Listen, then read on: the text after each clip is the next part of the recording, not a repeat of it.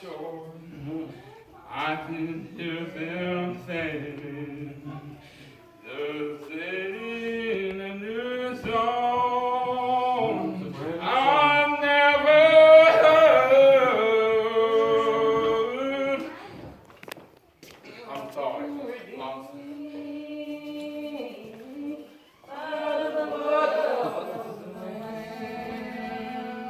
Never more to die in the glory land. I'm in love with me. I'm in the glory land. I'm in love with me. Want to take my hand to all the time you have. It'll be so grand, never more to die in the glory land. That's probably one of the most pretty little songs. It's here, just about as like singing Amazing Grace. It never gets old. We know that there's going to come a time that every one of us, each and every one of us, will be standing on that shore. Yes, sir. And we're going to be here then singing in that day. Oh, we'll sing. We'll be hearing singing that new song. The one that saved us and redeemed us by his blood of the Lamb. And that is the Lamb, the shepherd, he's the King, he's the Lord. And that's just amazing. Even sometimes people doesn't really understand or have a lot of knowledge. Even the deaf people, like Sister Tanya, Mark, myself, God has power. Amen. Every man and woman would know him. They would know him because he has an angel that's flying in the midst of us. And his gospel is preaching to every nation, to every tongue in this world. That's why that it happened that day, Sister Darlene, the day of Pentecost. There was something rejoicing was happening that day. When will there come a time that Israel will be restored? When they all gathered in that home, my son, and they were praying and they were thoughtfully, and they didn't know what they was going to do, but they kept praying and sneaking God that they would guide their hearts and their minds and stone their sin. And because they had one mind and one accord together, they were praying, Lord, help us and guide us and lead us. There was something happened that day. There was a mighty wind began to blow, and it blew up from the south to the ever heard the old prophet. Oh, when he saw those bones rise out in the valley, dry bones they stood. They began to stand upon their feet. They would fall upon their head. Bless his holy name. They began to speak in different tongues, in different languages, so they could go out and preach his everlasting gospel to every man and every woman, that they could know who Jesus Christ is today. That is the way. And that is the beginning of the restoration of Israel, my son. In that home, it took place. But blessed is his holy name. I am thankful today that I met a man 20 years ago that heard my cry. Yes, he came. I'm walking in the cool of the day. Out there on my knees, I knew that I was lost. I was undone. I stood at his mercy. I begged and pleaded my life. Found mercy and forgiveness. The man that died upon that tree, He died for the whole world, for you and I, that we could have life and have it more abundantly. What a wonderful way it is to go today, to have it at security in your life, to know that Jesus is going to take you home one of these days. This old elf boy, Sister Sandra, we're going to get a new body, a new ear, like an new car. Everyone that is going to never grow old. There won't be a sweet gray hair. We don't have to worry about that day. But all we have to worry about is our eyes to be on the man that came and died for you. I give you life, and you knew about it because you got up off your feet. And it began to be yours, and you let the trumpet begin to blow, and you let the world know who just died you on. I let that light shine upon the hill, so the whole world would know who died you on. Since you're ashamed of me, I'll be ashamed of you before my Father and His holy angels. One thing about it, I'm not ashamed today. Sometimes we might get a little quiet and maybe down in the valley. But one thing about it, when He comes and He sweeps us up on the top of the mountain, we let the whole world know that He takes all credit. That no man can save himself. That no man can ever take credit. But I'll tell you one thing, that I'll show you my faith by my words. When I began to believe, with my whole heart, mind and soul and strength, yes, because of His mercy and His grace, He loved me, and He's lifted me up and put me up on the rock that's higher than I. And I'm thankful today for His love, His grace, and everything that He's ever done. And I know one thing about it. I can dip down on my knees and I can pray, Sister Darlene, for the ones that need Jesus in their life.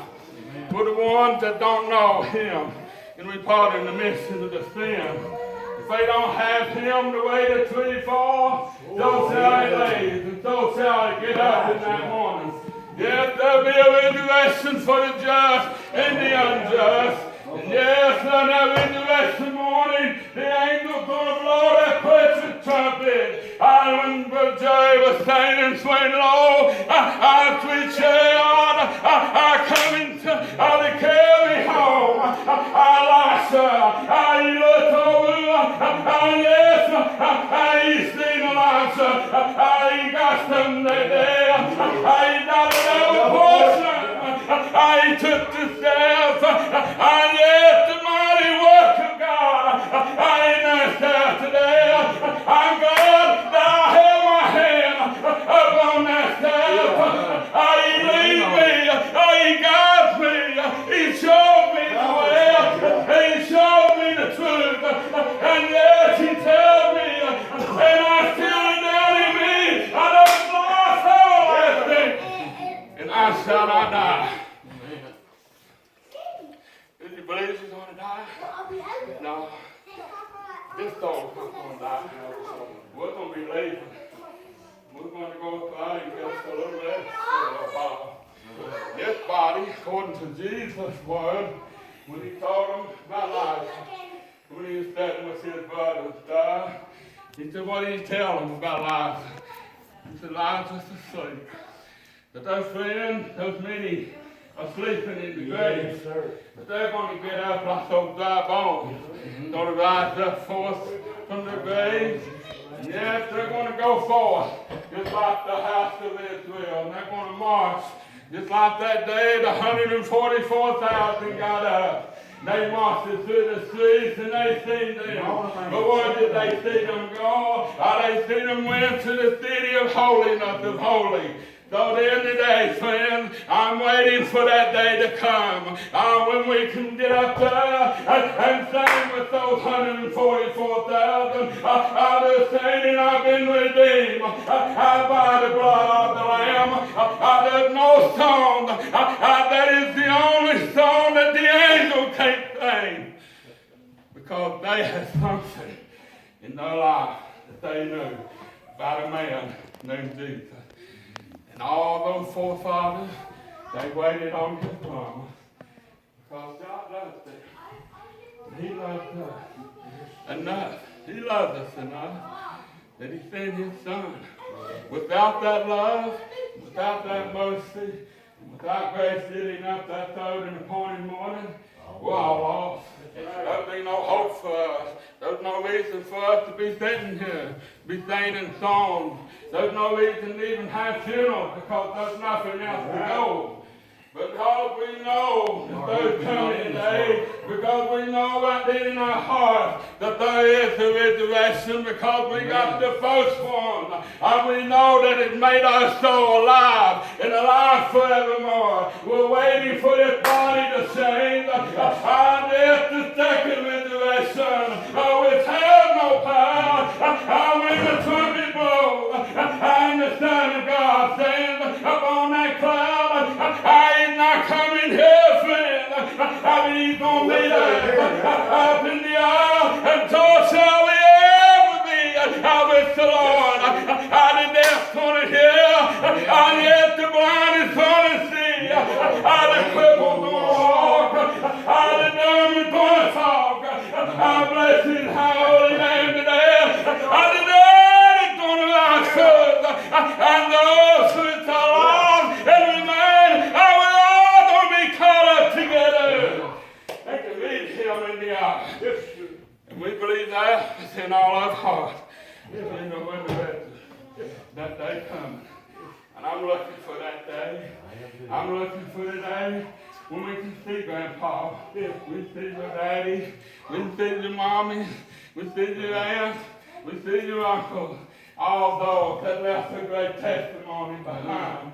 That they was looking forward to a city, a plan, its maker and builder is of God. Amen. And I believe that. Abraham was looking forward that day when he left the city, but he's looking forward beyond that. He's waiting for that day to come. And that glorious day is going to come. We're all going to rise up and wait no more. What a reunion going to be. What a rejoicing part down in your heart that you know that we have a secure, steadfast, and unremovable. Something that we know in our life that we have Jesus. So this week, I know Thanksgiving is coming. But always remember this. When you enter his gates, do it by thanking him. Thank him. Give him all the thanksgiving. Everything that he's ever done in your life. At least the little things. There's some things we don't even realize what he's done. But he's done it for us. He's done something, no matter what it is. But his love, he commends to all of us. All of us. That Christ died for us while we were sinners. So that we could have life more abundantly. And I'm glad to say today. And I'm glad that we can come into a building today, Sister Darlene, where we can love each other. And we know we can laugh, we can joke, we can hug each other tightly and feel compassion about us, feeling the fellowship of Christ in us, and that we can make that manifest together. And to know that this is a good place to come together to worship him in spirit and truth. We look for that every time, Sister Juanita, every Sunday, whether it's this morning or night. We want to come in together with one mind and one accord. Sometimes this man will get weak. That's why sometimes we sit around and we battle each other. And maybe trying to sing a song, maybe we can't carry a tune.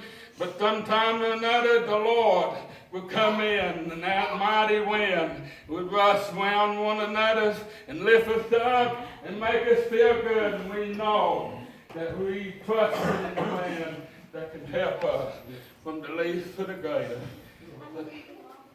Before we sing, I know that there's a lot of people sick. I look on Facebook, it seems like people are kept pouring more fire, asking fire. I know there's a lot of kids sick. My mom is not doing good, and I know she'll have surgery Friday. But we'll sit themselves. See here, God knows every man and every woman. He knows it. He knows their heart. He understands. He knows how they feel. He's the maker.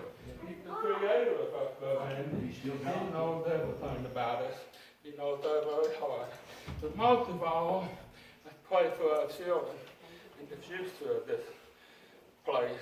We don't know when tomorrow might come, but we know that we must remember that we need to pray and ask God to have mercy on every one of them. Amen. That maybe come the time, before the time to apply to the end, that they may reach out and ask God into their lives and be saved and be able to come home together. I like the old song, "It is long to hope to me so. If I know when I'm coming, we'll be watching from those windows." Yeah, some of them thought of mother in glory.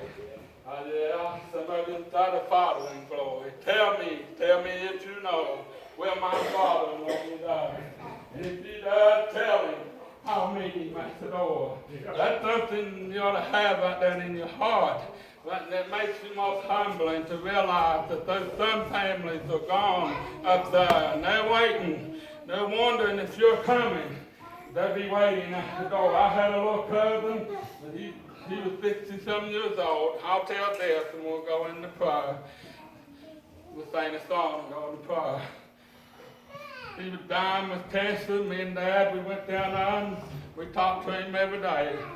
Finally, he said, I feel like the Lord has saved me. I want to be baptized. We didn't know what we were going to do because we had some bad places. But just as soon as we got up from prayer, and nurse come in, she said, we got the bathtub ready. We can wrap him and lay him in that water. And we took him down on the baptized, and then the next day we come down, he was laying there. He was all pain and all misery. He said, I'm just waiting for the Lord to come and take me home. And then we were sitting there, all of a sudden, he just laid his head back and he began to gurgle. He was drowning in his flood. But I told him, I said, buddy, I said, just wait for me at the door, I'll see. The tears began to roll down his eyes and he laid his head over and went to sleep. But I know one thing about it. I just give him something. I just know that somebody's coming. He'll be waiting for me at the gate. I can't wait to see them all one of these days. Whether it's my enemies or not, I want to see them. If I go before you, Sister May, I'll be standing at the gate waiting for you. I want all my family to go. I'm from the greatest to the least. I'm the first to the last. I want them all. I really take her hand together and walk into that beautiful city. Where the tree of life forever blooming. The water stream is flowing. I don't know what's all that is there, but I know there's rejoicing time that day. I know there's some healing times in that day. I know that we'll all be healed in that morning. Yes, everything we endure here, all our sorrows, all our pain, all of our heartache, all the joy is coming in that morning. Yes, we shall stand upon top of Mount Zion forever. We will be with the one who died for me. I bless his holy name. His name is Jesus Christ, the only begotten Son. Yes, God's only begotten Son. He is the only one we need in this life. He's the most important thing that we need. Every one of us to pray every day. It's not necessary. You can't get on with it. Pray some part of it. Just driving down the road, taking the bath, or cooking, pray. Ask God, what should we do? Ask God to lead us and to guide us and continue on to this journey until that day comes. just about that rejoicing day coming for you. I know many of your friends have gone, and many have already left the doors over there in that little old church. But that's going to come today. We're going to sing that new song together. So let me sing.